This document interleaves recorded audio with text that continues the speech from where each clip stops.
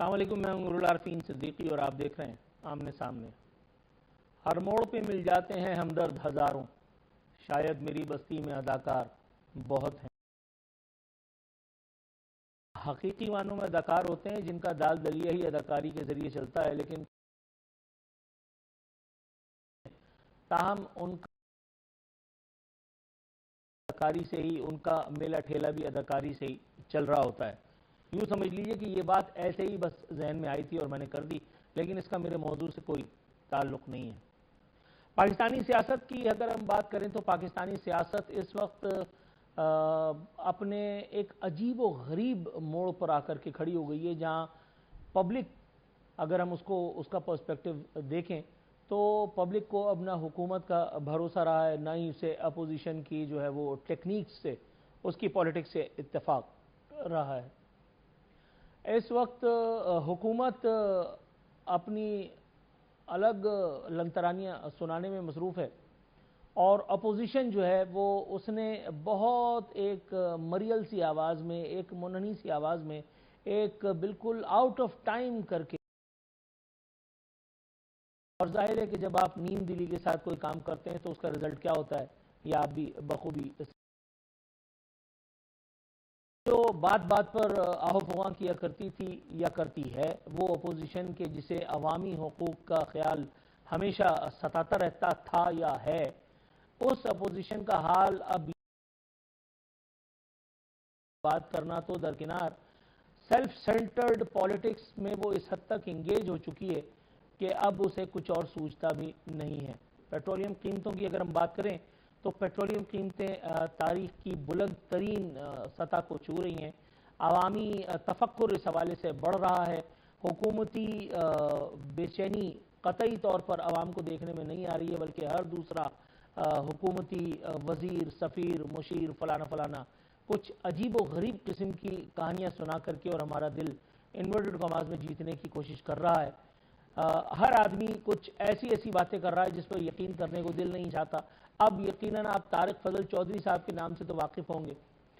آج ان کے نام سے منسوب ایک بیان میرے سامنے موجود ہے، وہ کہتے ہیں وزیر اعظم پیٹرول کی قیمتوں پر سخت پریشان ہیں۔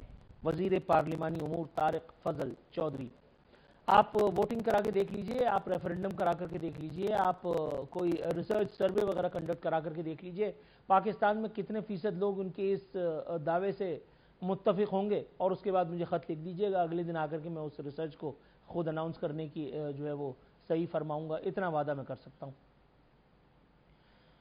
ایک اور وزیر ہیں، وفاقی وزیر توانائی، انہوں نے کہا ہے کہ بجلی اتنی سستی کر دیں گے کہ لوگ بیٹریاں چارج کر کے رات کو استعمال کریں گے۔ شکر ہے انہوں نے صرف یہ کہا کہ لوگ بیٹری چارج کر کے رات میں خود استعمال کریں گے۔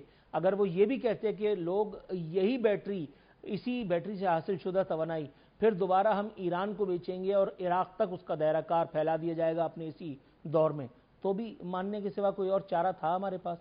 یقیناً نہیں۔ ایک اور وزیر ہیں، نام ہے ان کا احسن اقبال صاحب، وہ کہتے ہیں فیصلہ کرنا ہوگا کہ جاہل بچوں کی فوج پالنی ہے یا ذہین اور صحت مند نسل تیار کرنی ہے۔ حضور، ذہین اور صحت مند بچوں کے ساتھ آج کل جو کچھ ہو رہا ہے وہ ایک تاریخ ہے۔ آج کل تو جوہلا جو ہے وہ ان کو ہی آپ سمجھ رہے ہوں گے میں کیا نہیں کہہ رہا، لیکن آپ تک میرا پیغام پہنچ گیا۔ آج کل تو جو کام کی بات کر رہا ہے پھر اس کے بعد وہ بات کہاں کر رہا ہے، آپ سوچیں۔ تو اس لیے جاہل اور کیا کہتے ہیں کم پڑھے لکھے نیم خواندہ بچوں کی فوج پالنا، ان کو کام پہ لگا دینا، ان سے نت نئے قسم کے بیانات جو ہے وہ جاری فرمانا، ان کی پریس ریلیزز سے آسمان کو رنگین فرما دینا، میرا خیال ہے یہی سوٹ کرتا ہے، اسی کام پہ لگائے رکھیں، بہتر ہوگا۔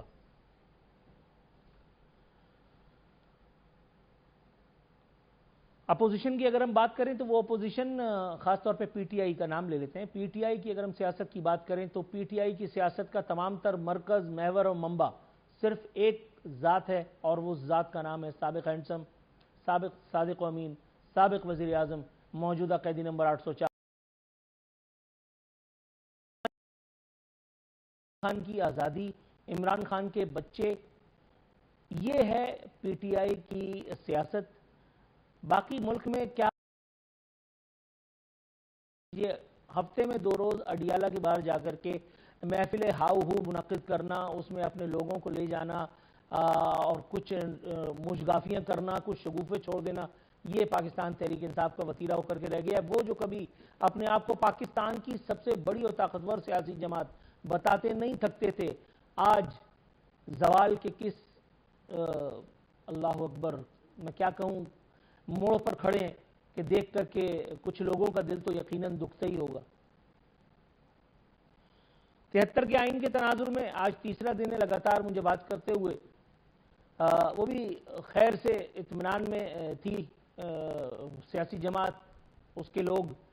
پھر بہت کہا سننے کے بعد ان کو خیال آیا تو انہوں نے ایک مریل سا بیان داغ دیا اور کہا کہ ہم اس پہ انشاءاللہ تعالی احتجاج بھی کریں گے۔ کب کریں گے یہ اللہ جانتا ہے، اس کے بیچ میں کوئی تیسرا موجود نہیں تھا، لیکن پھر فائنلی ایسا ہوا کہ ایک تقریر داغنے کی اداکاری فرمائی، اور اس تقریر میں حسب روایت کیا تھا؟ لونڈی خدا نخواستہ ہے، حکومت نام کی کوئی چیز نہیں ہے، یہ حکومت تو اصل میں حکومت ہی نہیں ہے، مطلب کوئی ایسی بات نہیں تھی کہ جو میری اور آپ کی معلومات میں اضافہ ہی کر پاتی۔ ساتھ ہی ساتھ انہوں نے چند کندھوں پر بھی الزام ڈالنے کی کوشش کی کہ اصل میں خرابیاں وہاں سے ہیں۔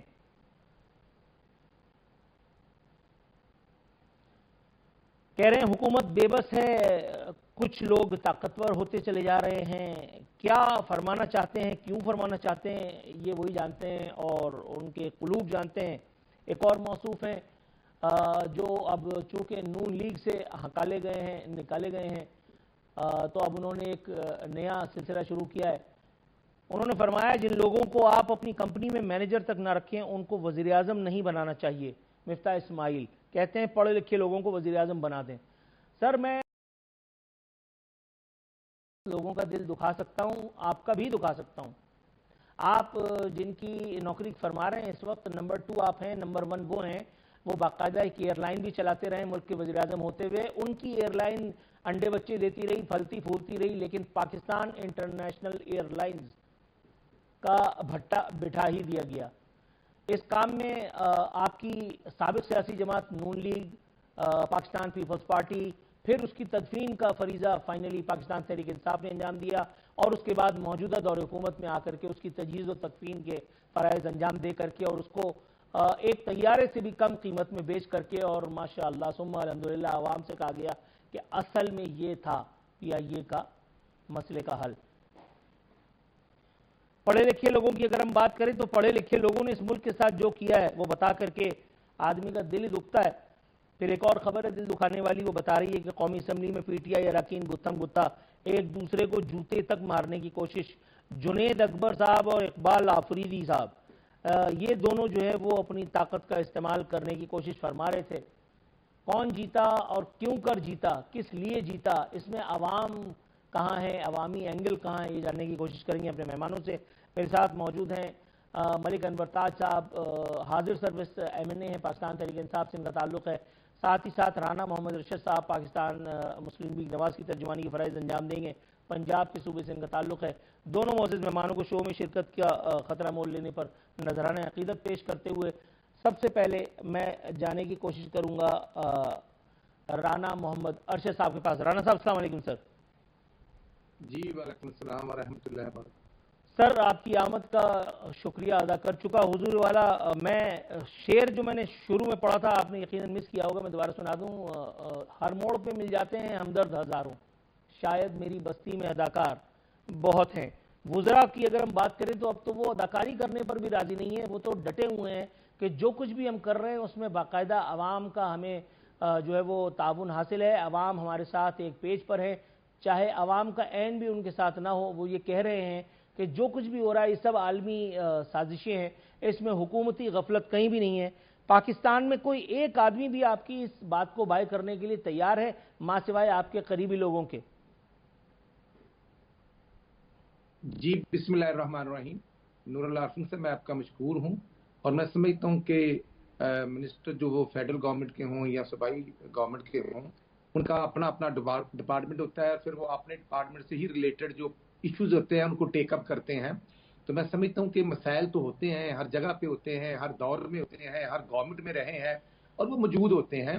گورنمنٹ کی کوشش ہوتی ہے وہ منسٹر ہوں یا پرائم منسٹر ہوں یا چیف منسٹر ہوں کہ ان مسائل کو کم سے کم سطح پر لایا جائے اور پبلک کو، عوام کو ریلیف دیا جائے، جو ہم پولیٹیکل لوگوں کا ایک ایم بھی ہوتا ہے، مشن بھی ہوتا ہے. تو میں عرض کرتا ہوں کہ ان موجودہ حالات میں جو بھی حالات ہیں وہ تمام تر تحفظات کے باوجود آج الحمدللہ پاکستان کی اکانومی جو ہے بہتر پوزیشن میں ہے.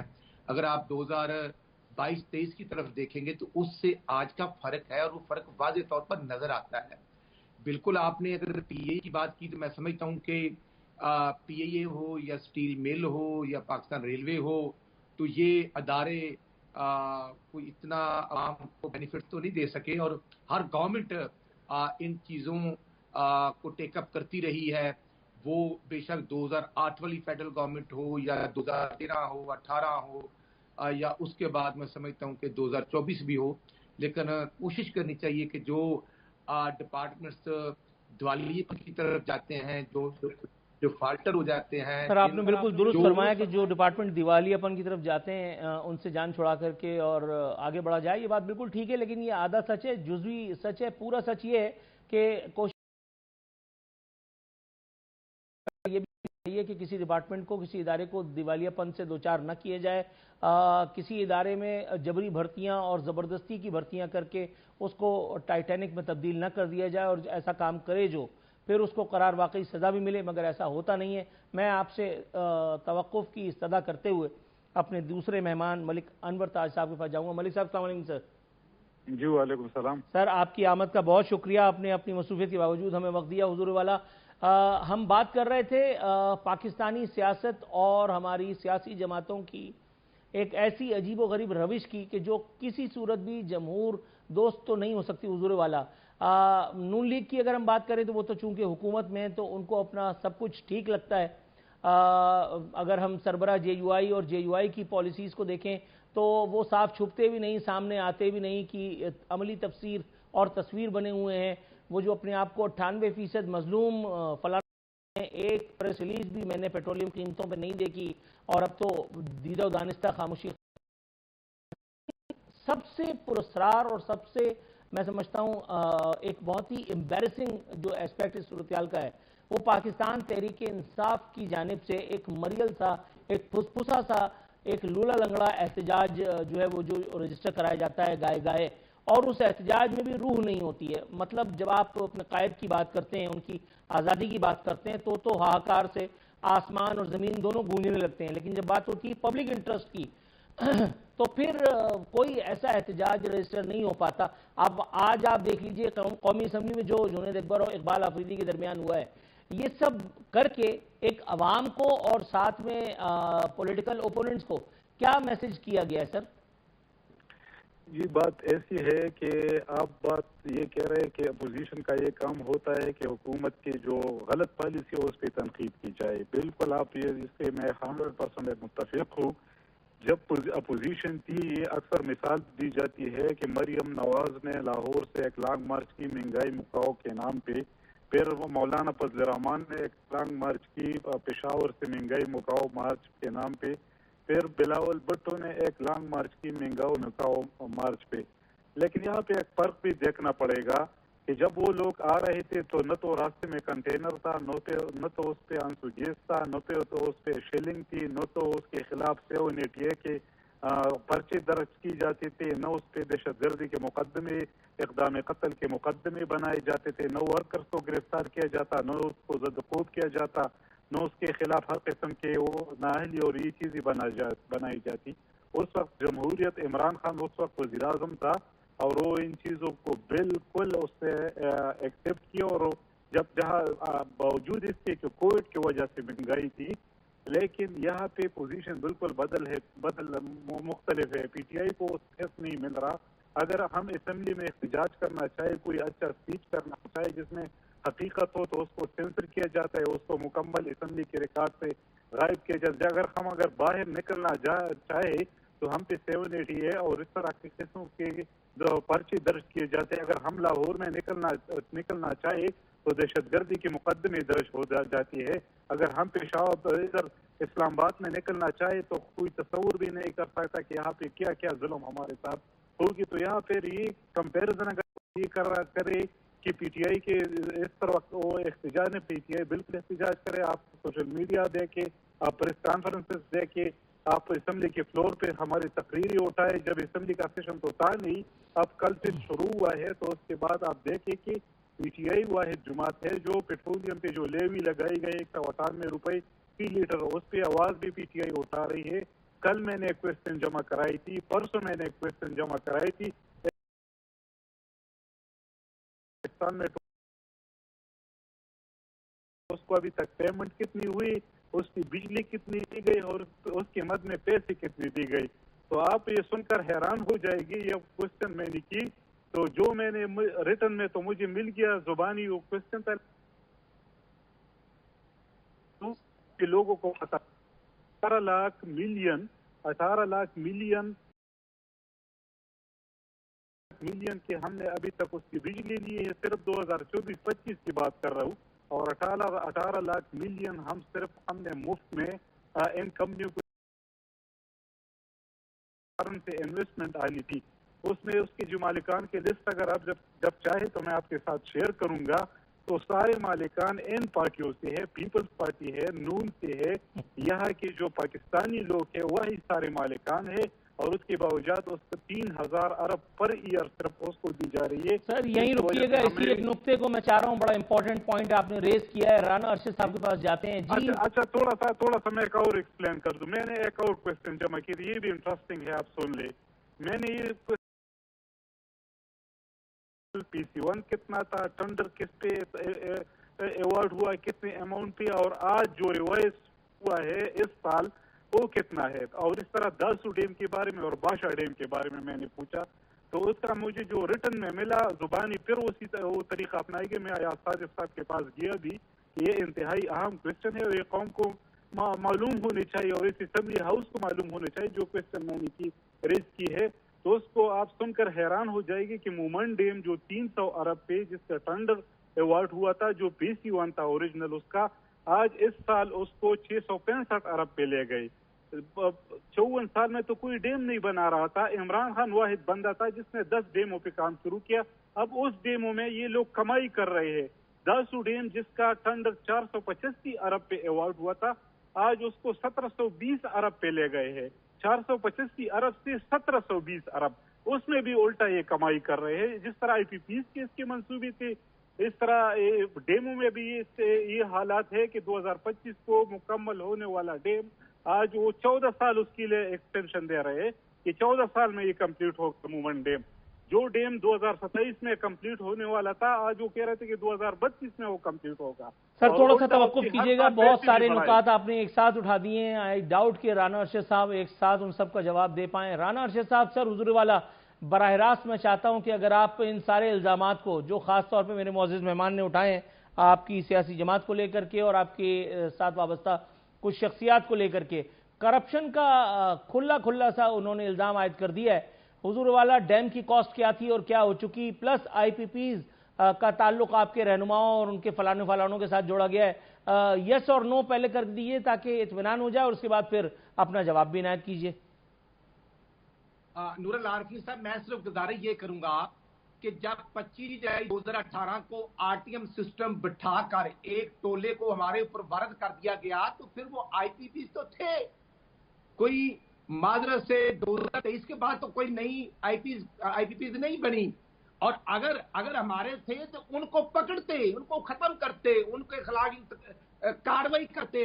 اگر ان کے پاس گورنمنٹ آئی تھی اور نیازی صاحب پرائم منسٹر بنے تھے، جس کو 10 اپریل 2023 کو جو اسمبلی انہوں نے ڈیزالو کی تھی اور اسمبلی پر سائن کیے تھے، تو کیوں نہیں ایکشن لیا؟ یہ وہی لوگ ہیں. معذرت سے میں ملک انور تاج صاحب کا عزت کی نگاہ سے دیکھتا ہوں. یہ تو کہتے تھے کہ مسلم لیگ نون کی لیڈرشپ کے کاروبار تو انڈیا میں ہے، تو پھر جب نواز شریف کو پکڑ لیا، شہباز شریف کو پکڑ لیا، مریم نواز شریف گرفتار تھے، حمزہ شہباز گرفتار تھے، تو پھر وہ پراپرٹی واپس لے آتے. اور میں معذرت سے عرض کروں گا، یہ بات کرتے ہیں میں کہ وہ صوبائی اسمبلی پنجاب کا چیف وپ ہوں مسلم لیگ نون کی طرف سے، گورنمنٹ کی طرف سے، تو مجھے بتائیں یہاں ان کے 97 کے قریب ممبر ہیں، وہ کتنے کویسچن لاتے ہیں؟ جو لاتے ہیں ہم جواب دیتے ہیں، اور ان کے پاس خیبر پختونخوا کی گورنمنٹ ہے، وہاں جو ہمارے ممبران کویسچن آر میں سوال دیتے ہیں وہ تو آتے ہی نہیں ہیں، اگر کوئی آتا ہے تو نور العارفین صاحب اس کا جواب نہیں دیا جاتا۔ بلین ٹریز کا کس کو نہیں پتا، اربوں روپے۔ جی سر آپ صحیح کہہ رہے ہیں، لیکن میں چاہ رہا تھا کہ اگر آپ ان نکات کی طرف اسٹریٹ اوے آ جائیں جو الزامات عائد کیے، کیونکہ بڑی خوفناک باتیں کی ہیں میرے مہمان نے۔ جی میں وہی عرض کر رہا ہوں کہ پرائم منسٹر صاحب دن رات کام کر رہے ہیں، جو انہوں نے ہمیں خارجہ پالیسی دی تھی، تو آپ کو تو پتا ہے کہ خان صاحب سعودی عرب کا ایک کیا لے کر گئے تھے امریکہ، اور پھر وہ پیارا واپس چلا گیا تھا، ہم تو ان کے ٹھیک ہے، لیکن سوال ہے آئی پی پیز کا آپ کی سیاسی قیادت اور آپ کی سیاسی لیڈرشپ اور فلانوں سے تعلق کا، جس کے حوالے سے انہوں نے ڈائریکٹ آپ پہ الزام لگایا اور آپ اس کا جواب ہی نہیں دے رہے۔ جی میں دے رہا ہوں، میں یہ کر رہا ہوں کہ آئی پی پیز کسی سے ہمارا کوئی تعلق نہیں، ان کے دور میں یہ بات اور دوسری بات کرتا ہوں، جب 2013 سے 18 میں شباشی صاحب ہم نے 12,000 میگا واٹ بجلی پر جانے کی، ہم نے پاور اسٹیشن لگایا بکھی، ہم نے پاور اسٹیشن لگایا جنگل، یہ اس کے بعد قصور، اور انہوں نے 360 ڈیم بنانے تھے۔ نور العارفین صاحب، نیازی صاحب نے اعلان کیا تھا 360 بنا سکے خیبر پختونخوا میں، اگر ڈیم بنے تو ہوا میں بنے یا پانی میں بہ گئے، عوام کو ان ڈیموں سے فائدہ نہیں ہوا۔ یہ صوبائی گورنمنٹ فنڈ لیتی ہے این ایف سی ایوارڈ کے تحت، وہ خرچ کہاں کرتے ہیں؟ خیبر پختونخوا میں لا اینڈ آرڈر کی سچویشن کا میں یہ جواب اپنے مہمان سے لے لیتا ہوں صاحب آپ کے پاس۔ ملک صاحب سر، بہت ہی پریشان کن خبریں ہیں، لیکن ان خبروں کا براہ راست تعلق بھی احتجاج سے ہی ہے۔ آپ اس بات سے انکار کرنا چاہیں گے کہ آپ موجود تمام تر القابات سے نوازا، تمام تر آپ نے جو ہے ان پر بوچھار تو جاری رکھی، لیکن ساتھ ہی ساتھ آپ نے ایک فرینڈلی اپوزیشن کا کردار بھی یوں ادا کیا کہ کوئی مؤثر احتجاج کسی عوامی ایشو پر آپ کی جانب سے دیکھنے میں تاحال نہیں آیا۔ اس کی وجہ چاہے جو کچھ ہو، جو آپ مجھے بتا بھی چکے ہیں، لیکن اس طرح کی سچویشن کم و بیش پاکستان میں ہر دوسرے ادوار میں رہی ہے۔ نون لیگ کے ساتھ جب معاملات تھے تو ان کے ساتھ بھی یہ معاملہ تھا، مجھے کیوں نکالا والے دور کی بات کر رہا ہوں میں، اس سے پہلے بھی اور ہم یہ سب کچھ دیکھ چکے ہیں۔ لیکن میں براہ راست آپ سے یہ سننا چاہتا ہوں کہ حضور والا، آپ اپنی پالیسیز کو کتنا اس بات کا الزام دیں گے، اپنی لیڈرشپ پہ آپ کس حد تک اس غفلت کا الزام عائد کرنا چاہیں گے؟ جی آپ جو احتجاج کی بات کر رہے ہیں، تھوڑے سے درمیان میں آواز کٹ گئی۔ جی سر۔ اچھا، میں نے تو پہلے آپ کو ایکسپلین بھی کر دیا کہ وہاں اس وقت پیس ملتی تھی، لوگ سپریم کورٹ کو دیوار پہ چڑھ کے آگے جاتے تھے تو اس کو کچھ نہیں کہا جاتا تھا، اور ہم کہیں پہ بھی نہیں نکل سکتے۔ ایک تو یہ ایشو ہے کہ روڈ پہ تو ہم نہیں نکل سکتے، اگر نکلے گے تو دہشت گردی، 788، اقدام قتل، بغاوت، جتنی بھی دفعات ہے، خطرناک ترین دفعات جو پاکستان کے قانون میں بنی ہے، تو سارے دفعات ہم پہ پھر لاگو ہو جاتے ہیں، نمبر ایک۔ دوسری بات یہ ہے کہ اسمبلی کے فلور ہمارے پاس ایک پلیٹ فارم ہے، جب پیٹرولیم مصنوعات میں پہلی دفعہ مہنگائی ہوئی، اضافہ کیا گیا، تو ہم نے جب اسمبلی میں احتجاج شروع کی، پلے کارڈ ہم نے ہمارے ساتھ تھے اور ہم نے احتجاج شروع کی، ودن 5 منٹ اسمبلی کے اجلاس کو پروروگ کر دیا گیا، ختم کر دیا گیا۔ کل اجلاس بلایا گیا، اسمبلی کے اجلاس پہ کل بھی ہم نے احتجاج ریکارڈ کی ہے، آج بھی پرسوں بھی ہم نے احتجاج ریکارڈ کی ہے، کل بھی کی ہے، اور آج بھی ہم نے احتجاج ریکارڈ کی ہے۔ آج بھی خیبر پختونخوا کے جس اقبال افریدی اور جنید اکبر کے بعد درمیان جو تلخ کلامی ہوئی اسی بات پہ ہوئی،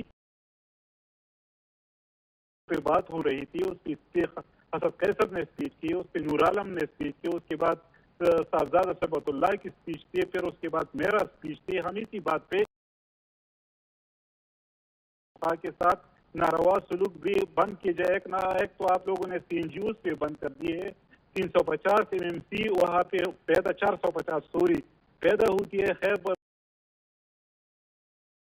پروڈیوس کرتے ہیں، اور 320 ہماری ٹوٹل ضرورت ہے. 6800 میگا واٹ ہم بھی، اور ہماری ضرورت 2200 میگا واٹ ہے جو NFC میں اور جو صوبے کے درمیان تقسیم کار ہے اس میں ہمارے ساتھ یہ مان لیا گیا، لیکن اس کے باوجود صرف 1100 میگا واٹ ہمیں بجلی دی جا رہی ہے. ہمارے خیبر پختونخوا میں اس گرمی میں لوگوں کو بجلی نہیں مل رہی. فیڈرل حکومت اور یہاں پر بیٹھے ہوئے وہ لوگ جو پالیسیاں بناتے ہیں، جو ایسی پالیسیاں بناتی ہے جس کی وجہ سے خیبر پختونخوا اور بلوچستان میں یہ آج حالات ہم دیکھ رہے ہیں. ہم یہی لوگ ان کو کہہ رہے ہیں کہ اگر آپ خیبر پختونخوا کے متعلق کوئی پالیسی بنانا چاہے تو برائے مہربانی ہمارے ساتھ بیٹھے، قبائلی مشران کے ساتھ بیٹھے، خیبر پختونخوا کے اسٹیک ہولڈر ہیں ان کے ساتھ بیٹھے ہوا ہے. بڑا امپورٹنٹ نقطہ اٹھایا ملک صاحب. میں لیکن چاہتا ہوں تھوڑا سا توقف کی استدعا آپ سے کرتا ہوں، پلیز آپ ہمارے ساتھ موجود رہیے گا. مختصر بریک سے واپس آتے ہیں، پھر اسی موضوع کو آگے لے کر کے جائیں گے. بہت امپورٹنٹ نقطہ آپ نے اٹھایا ہے. میں چاہتا ہوں رانا صاحب جب اس کا جواب دیں تو آپ اس کو کاؤنٹر بھی کریں. ناظرین ایک مختصر سا کمرشل بریک.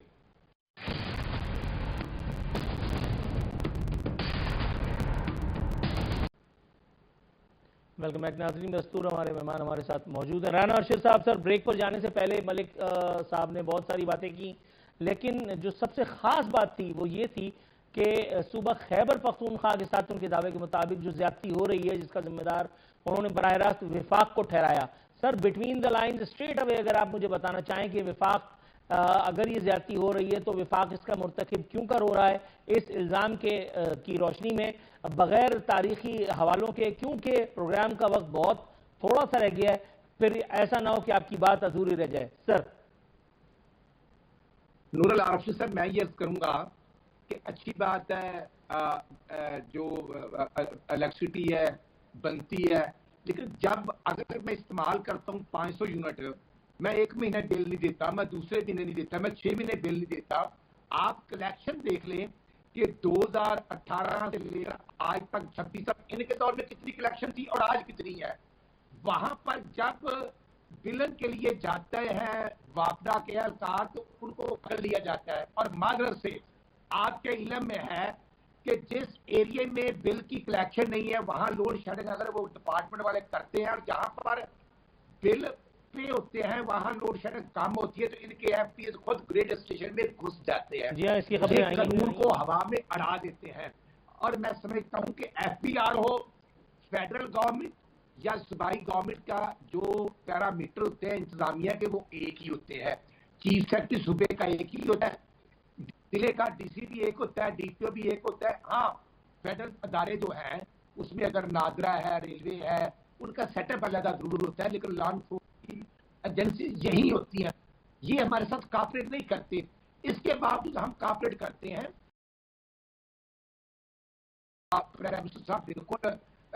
صاحب کو آن بورڈ لیتے ہیں. اب لا اینڈ آرڈر کی سچویشن ہے جو افغانستان کے ساتھ باؤنڈری ہے. نور العارفین صاحب، صوبائی گورنمنٹ کی کوئی ذمہ داری نہیں. آج لاہور کے اندر مریم نوازی صاحب نے لیبر ڈپارٹمنٹ کے 720 لوگوں کو فلیٹ ہم نے فری دیے ہیں. فری 1 لاکھ گھر جو ہے ہم نے وہ 15 مہینے میں بنائے ہیں جو لوگوں کو ہم نے انسٹالمنٹ پر دیے ہیں، اور اس میں ٹوٹلی گورنمنٹ جو ہے انٹرسٹ خود پے کر رہی ہے. مجھے کوئی صوبے کا نام بتا دے جو خیبر پختونخوا میں چل رہا. آج الحمدللہ ستھرا پنجاب ہمارا پورا پنجاب میں چل رہا ہے، کراس دی بورڈ چل رہا ہے. کوئی MPA PTI سے ہے، نون سے ہے، اس کے حلقے کے روڈ ہم نے بنائے ہیں، انفراسٹرکچر ہم نے بنایا، ہم نے 2500 BHU بنائے ہیں. ان کا کوئی کام ہو، ہم نے CCD کے ذریعے کرائم کو کنٹرول کیا ہے، کرمنل کو کراس دی بورڈ ہم نے کنٹرول کیا ہے. لیکن میں یہاں عرض کرنا چاہتا ہوں ایز اے پاکستانی کہ صوبائی گورنمنٹ خیبر پختونخوا میں کر کیا رہی ہے. دینا نیازی صاحب کے کیسوں کے علاوہ کوئی کام ہے؟ اگر سیلا فضی صاحب جاتے ہیں تو وہ بھی اسی چکر میں ہیں, پھر علیمہ باجی اسی چکر میں ہیں, پھر راجہ صاحب, گوہر صاحب. ان کی آپس کی جو لڑائی ہے حقیقت میں دوالیہ پن کی طرف صوبائی گورنمنٹ کو لے جانے کا وہی سبب ہے. گورنمنٹ کا پیسہ ہے اور کن مقاصد کے لیے ہو ہے, مطلب اس کی گنجائش ہی نہیں ہے قانون کے. ٹھیک ہو گیا سر, بس کی کال آ جائے. جی ملک صاحب, سر یہ تو الٹی آتے گلے کو پڑنے لگی. آپ نے جو کچھ کہا تھا اس کا جواب انہوں نے دیا ہے, اور وہ یہ کہہ رہے ہیں پھر وابڈا والے جاتے ہیں وہ شٹ ڈاؤن دستیاں فرماتے ہیں. سر ذرا جواب دے دیے. رانا صاحب نے اگر آج اسمبلی کی کارروائی دیکھی ہے تو اس کا جو فیڈرل منسٹر ہے اور لغاری صاحب, لغاری صاحب نے آج ایک سٹیٹمنٹ دی ہے کوشچن کے جواب میں. اس نے یہ کہا کہ 2000 پہلے سال جب ہم آئے تو 86 ارب لاسز تھی پیسکو کے خیبر پختونخوا میں, دوسری سال وہ لاسز آ گئی 40 ارب پہ, اور تیسری سال وہ آ گئی 18 ارب پہ. اگر لاسز اتنی کم ہوئی, ریکوری زیادہ ہو گئی, تو پھر لوڈ شیڈنگ کیوں زیادہ ہوئی؟ سوال تو یہ ہے اگر لاسز کم ہو گئی ہے اور ریکوری زیادہ ہو گئی تو لوڈ شیڈنگ اس کے ڈبل نہیں ٹرپل کیوں ہو گئی؟ میرے اپنے علاقے میں, بلکہ میرے اپنے تو دوسری دن میرے گاؤں سے بجلی کاٹ گئی ہے, اور یہ تیسرا سال ہے, چوتھا سال ہے کہ میرے گاؤں میں بجلی نہیں ہے.